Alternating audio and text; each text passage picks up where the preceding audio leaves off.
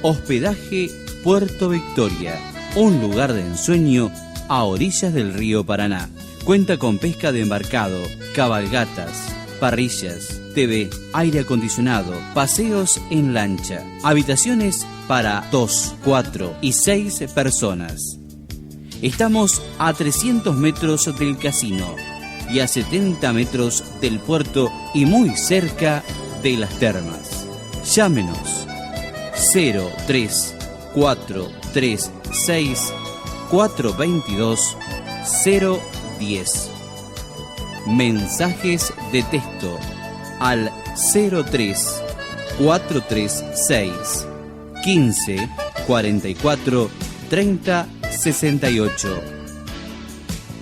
Hospedaje Puerto Victoria, un lugar para disfrutar.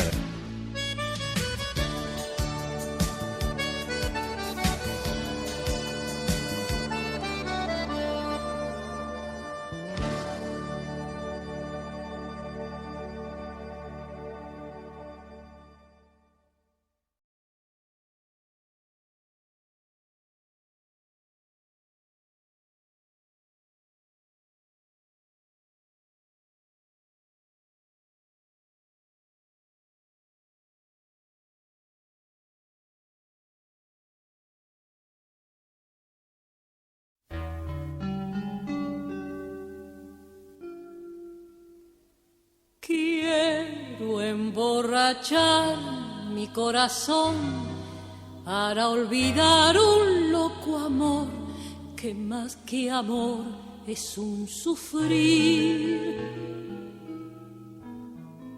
Y aquí vengo para eso, a borrar antiguos besos en los besos de otras bocas. Si su amor fue flor de un día, porque cause siempre mía esta cruel preocupación. Quiero por los dos mi copa alzar para olvidar mi obstinación, y más lo vuelvo a recordar.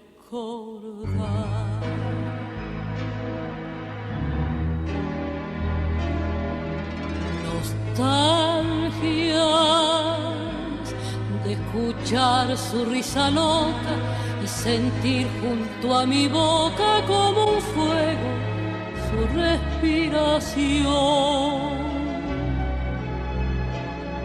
Angustia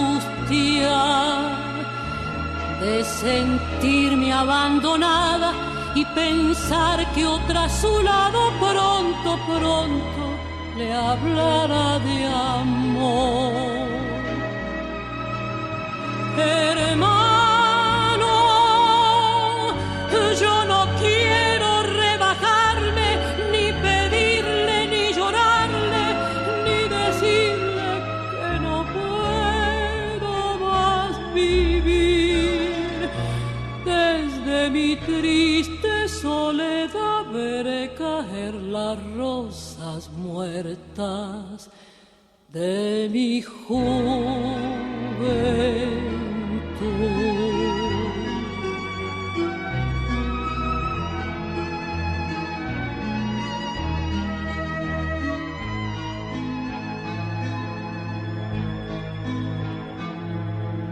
Gime bandoneón tu tango gris, quizás a ti te llega igual algún amor sentimental. Llora mi alma de fantoche, sola y triste en esta noche, noche negra y sin estrellas.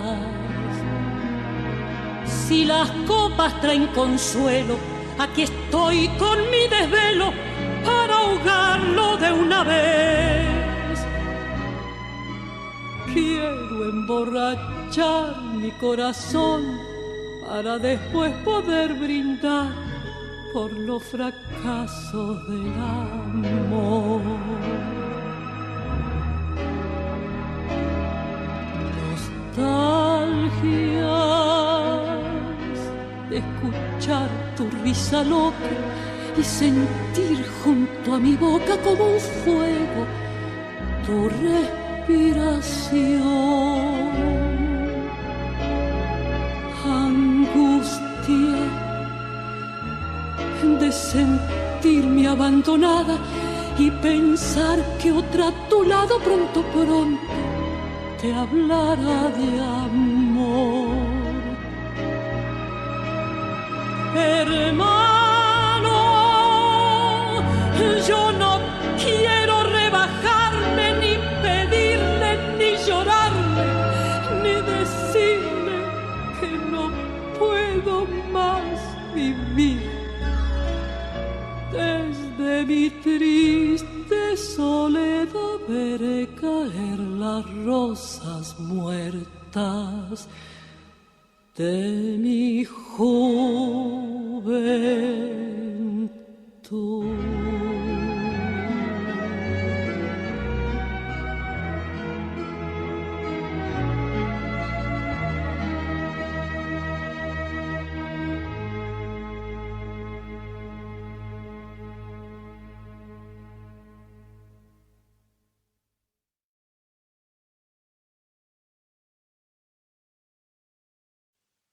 Atención, atención, presta atención, presta atención. Si estás en la calle y vas a cruzar, presta atención, que sea por la esquina o senda peatonal. Allí la vida siempre tiene prioridad. Presta atención, colectivos y autos deberán parar. Atención, atención, presta atención. La vida primero, no lo olvides jamás. Esperá sobre la vereda y mirá siempre a ambos lados al cruzar.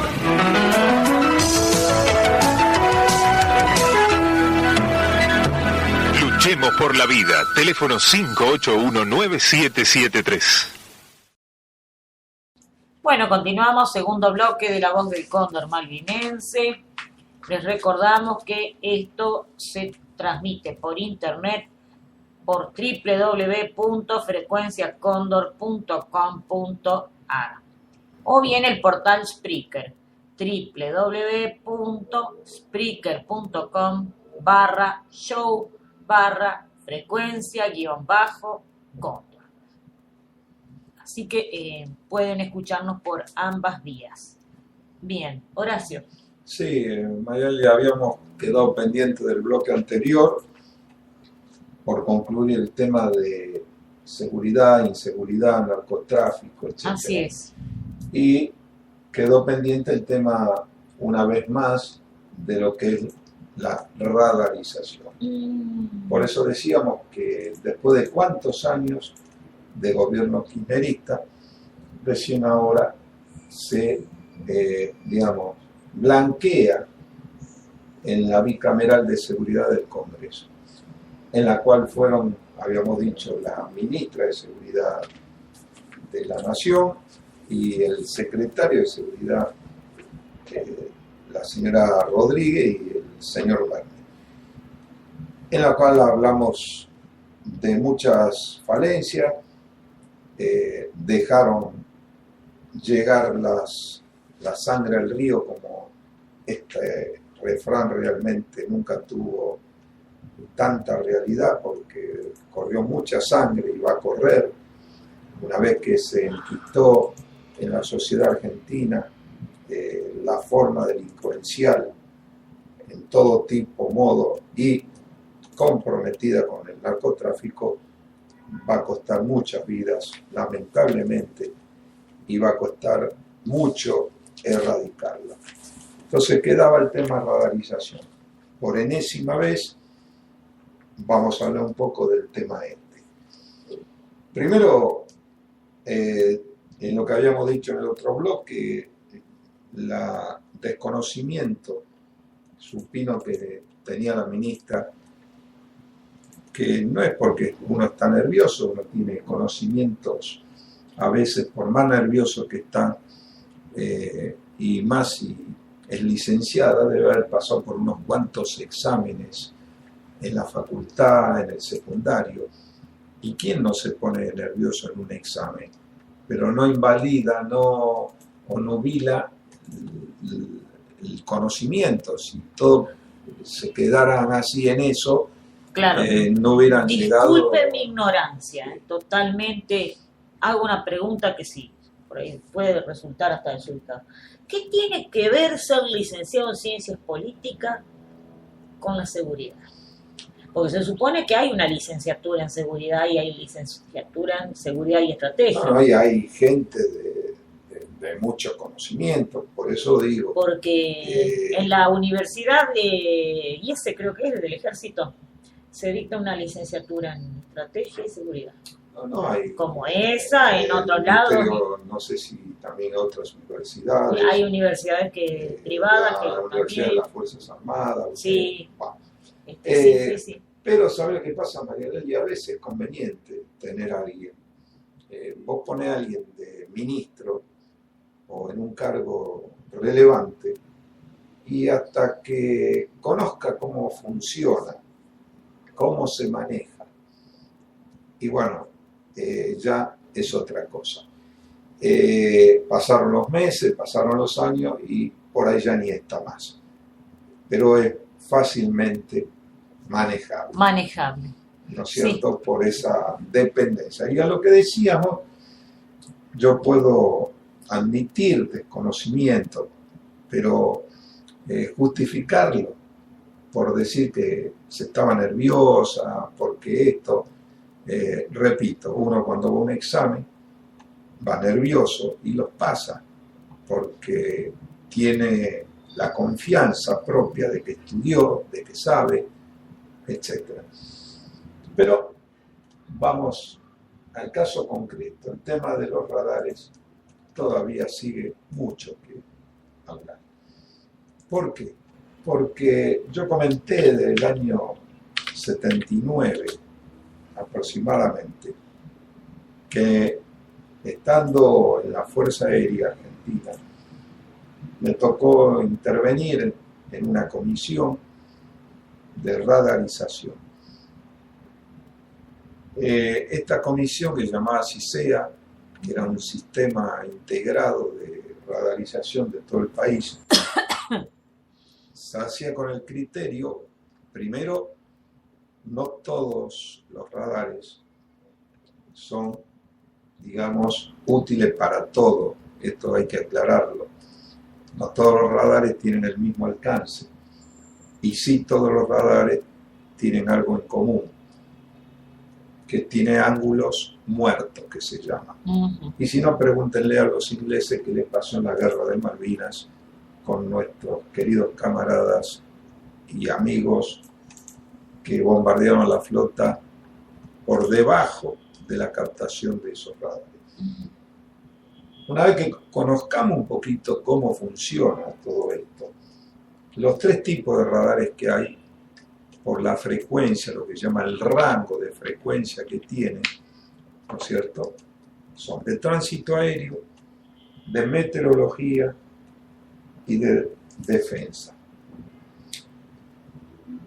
Estos tres tipos no es lo mismo un radar de tránsito aéreo, que los hay, todos los aeropuertos más importantes del mundo y zonas de rutas aéreas, sobre todo comerciales y demás, caen dentro de lo que se llama los ACC, que son las áreas de control de vuelo.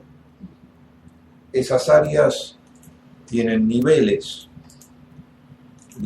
superiores y niveles inferiores de control.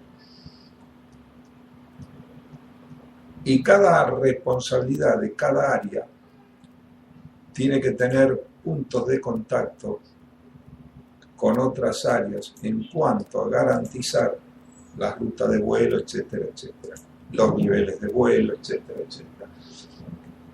Eso hace que el radar de tránsito aéreo lo guíe hasta que lo tome otro ACC o radar de ese ACC. Si lo permite, ¿no es cierto?, por supuesto, el alcance.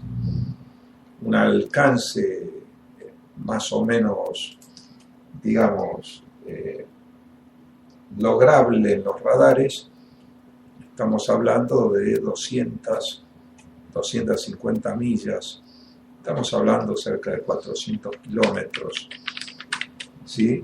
Los de mayor alcance, los cuales monitorean desde que el avión despega hasta que llega a su destino.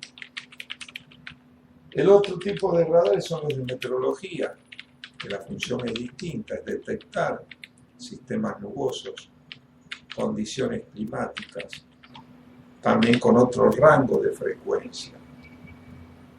Y por último, también distinto es el radar de defensa aérea, en la cual monitorea, ¿no es cierto?, en un radio también, porque más o menos todo andan en esos alcances, monitorea todos aquellos aviones que no son o no vienen por las rutas comerciales, no vienen en la altura que deben coincidir con los planes de vuelo cuando lo hacen, y sobre todo en países que seriamente han puesto todos sus empeños en defender su territorio aéreo.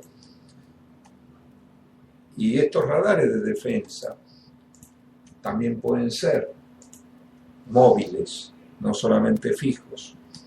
Puede haber uno grande, de gran alcance, fijo, y pueden ser móviles. Y son, digamos, responsabilidad fundamental de las fuerzas y de la Fuerza Aérea en particular, que es la que tiene todo lo ateniente como misión a la defensa aérea del país.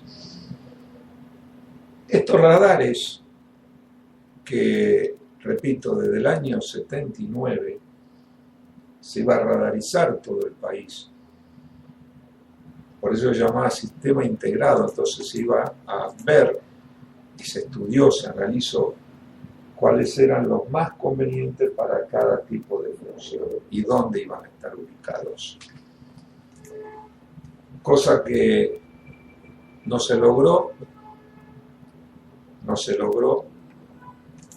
y menos después de Malvinas, cuando nos impone, como siempre decimos, Inglaterra, la rendición incondicional, y lo que hubiera significado la radarización total del país era un gran problema, sobre todo para la base militar que tienen en Puerto Argentino los ingleses, porque podía ser monitoreada desde el continente no solamente los aviones furtivos, incursores, cazabombarderos, lo que fuese, que podían entrar al territorio argentino, sino también aquellos que podían salir de los alrededores de la base de Puerto Argentino. Por eso no convenía y no conviene que la Argentina monitoree y haga todo este tipo. Pero ¿qué pasa?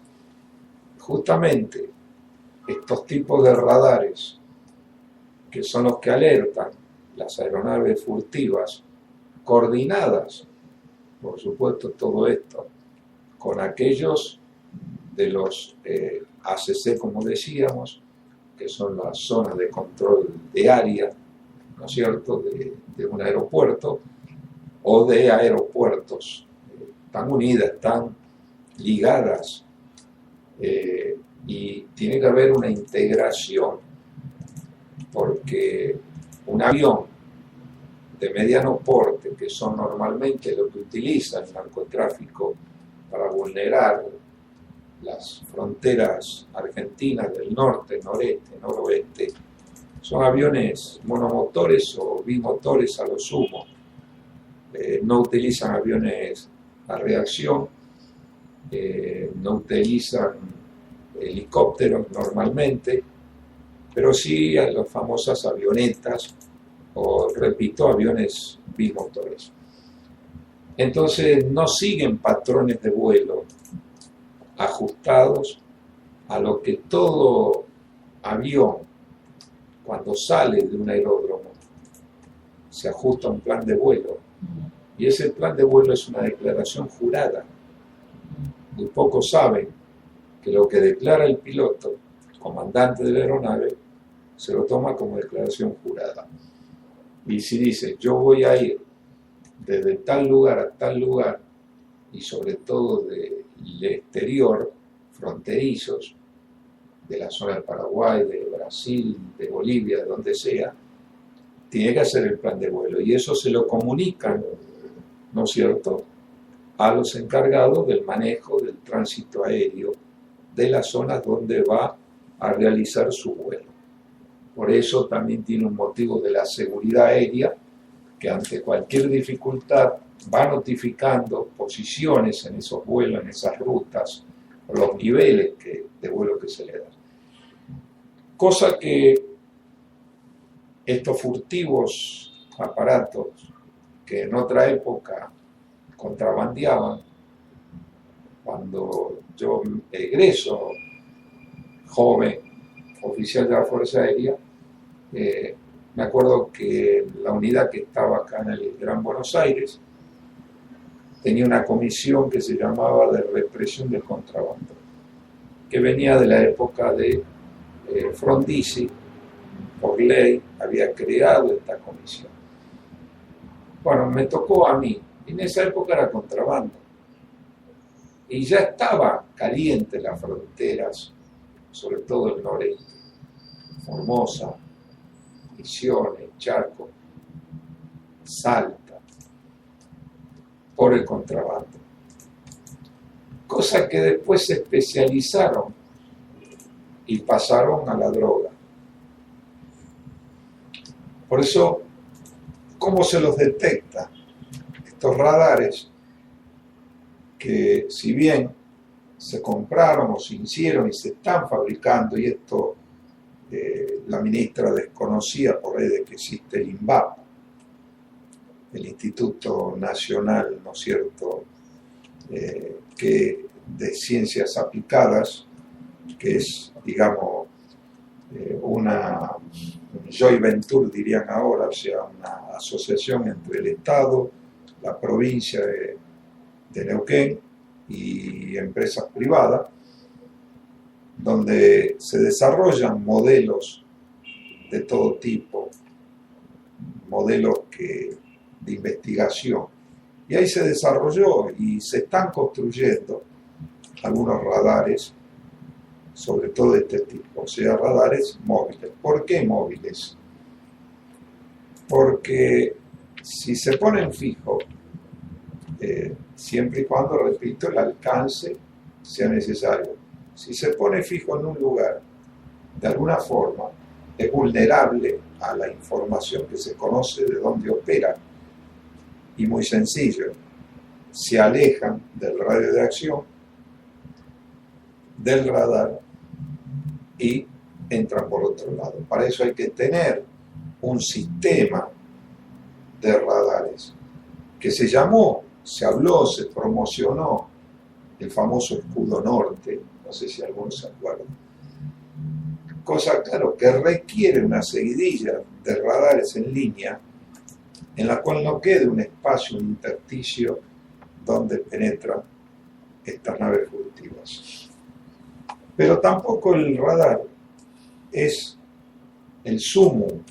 El radar no es la panacea de decir, ya a partir de acá, es muy importante. Pero, como dijimos, tiene un rango visual o de interrogación el radar que se llama el ángulo muerto. Ese ángulo muerto, a ver cómo lo podemos, para el oyente, graficar, es como un lóbulo, ¿no es cierto?, una especie de parábola o paraboloide, en la cual, desde el centro de la emisión del radar, por supuesto tiene un diámetro, pero tiene esas curvas que hace que cuando baja el radar y por la curvatura de la Tierra, el horizonte deje un ángulo entre el radar y la curvatura de la Tierra deje un ángulo muerto, que es el que aprovecha a baja altura entrando furtivamente. Esto es así, Por eso quería aclarar técnicamente bien cómo todo es este manejo. Por eso también hay dificultades, pero ahora entran y están dadas en las cantidades de droga que se detectan cuando pueden interceptar. Y el otro tema que hasta el cansancio, y lo hemos hablado en profundidad, es qué garantía tiene, qué medios tenemos que le compete a la Fuerza Aérea Argentina, qué medios tiene, porque dijimos, son aviones de pequeño y a lo sumo de mediano porte, no llegan ni a mediano porte, son monomotores o bimotores de poca capacidad de pasajeros y trasladan pasajeros, pueden ser de 4, de 8, de 10, no más de eso, en la cual por supuesto el peso, donde irían los pasajeros, más el peso que lleva el avión, lo consolidan el peso ese con droga. Bueno, ¿qué garantía tiene? Primero, ¿qué medios tenemos? Si ponemos, como se puso en un momento, que también lo hemos hablado y lo hemos comentado hasta irrisoriamente, si yo pongo a controlar cuando había material un Mirage que va a 1800 kilómetros por hora a un avión que entra no más allá de 180 o 200 kilómetros por hora, es decir, se imagina, pasa de largo. Luego se pusieron los Pucará, que es más aceptable, pero los Pucará ya muchos años de servicio, con poca ya operatividad, y bueno, se tuvo que sacar. Entonces no tenemos un medio adecuado para eso. Y segundo, ¿qué garantía tiene el piloto que hoy o mañana, ¿no es cierto?, ante una emergencia y ante una interceptación de ese tipo, goce de las garantías legales? ¿Con esto qué quiere decir? No hay una ley de derribo famosa, si llegase a producirse. ¿Por qué? Porque estos pilotos experimentados que trasladan droga, pues no hay que negar que son pilotos experimentados, entran y le arman en una pista clandestina, como decíamos recién, que no sé dónde sacaron el número de 500, es decir, yo creo que todo el noreste argentino, lo que tiene de planicie es para hacer pista en campos, cualquier cantidad, y la hacen en minutos. Inclusive el otro día estaban explicando cómo hacen, ¿no es cierto?, para armar una pista en pocos minutos, que en otra época lo hacían con el contrabando, alisar un pajonal, ¿no es cierto?, es decir, dejarlo hasta el momento que se sepa cuándo va a aterrizar. Ahora sí hago una preguntita acá. Francisco de Olavarría me está preguntando cuáles son los mejores aviones para custodiar la frontera. ¿Los Pampa? Bueno, yo diría que tampoco el Pampa es adecuado. Acá tenemos que buscar aviones, digamos, de baja velocidad, ¿sí?, y que cumplan también otras funciones. Para estas serían aquellos aviones que cumplan, por ejemplo, funciones de entrenamiento o de entrenamiento primario en los jóvenes de las escuelas de aviación, y aquellos medios que realmente, digamos, estén acorde a ese rango. Repito, no van a venir en un Boeing, no van a entrar en un 777, no. Eso lo traen, pero en la bodega, vamos a ser claros, y eso ya requiere otras medidas de seguridad. Pero en el rango de eso tendría que estar esos tipos de aviones, y entrenados, pero repito, y respaldados. Si no cuentan con una ley de derribo, evidentemente el piloto, ante una circunstancia, como pasa siempre, de hacer caso omiso. Hay varios procedimientos que se siguen antes de dar una orden de derribo. No es así tampoco tan fácil como muchos piensan, ¿no es cierto? Son varios pasos que se contempla que el avión pueda tener una falla. Ha pasado el famoso caso en la selva peruana, el derribo de un avión, ha pasado en Brasil. Es decir, puede tener descompuestos los equipos de comunicaciones, puede tener problemas de cualquier tipo. Por eso los pasos que se siguen no son. Pero agotados todos esos pasos, incluso el avión los acompaña y le hace las señas internacionales de avión a avión para que desciendan. Y si así sigue, ¿no es cierto?, evidentemente las implicancias que puedan tener